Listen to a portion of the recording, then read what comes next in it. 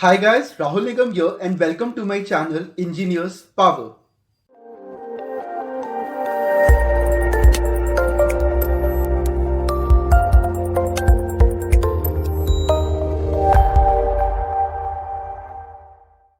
In this video, I am going to tell you how to answer when an interviewer asks you what unique experiences separate you from other candidates.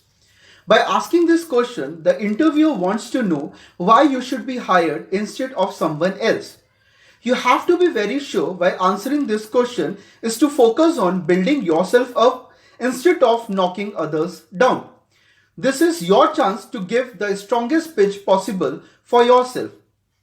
An example of a suitable answer is like, I can't speak for the other candidates, but I know why I would be a great fit for this job. I am the right choice because I have a 16-year track record of taking on the progressively responsible roles in the field, exceeding objectives and growing the business. I have always been counted on to represent my company, train others, and assist wherever needed. I continue to learn and improve my skills by taking advantages of any relevant continuing education opportunities. Although I have a history of success, I am still hungry to meet new goals and overcome the challenges.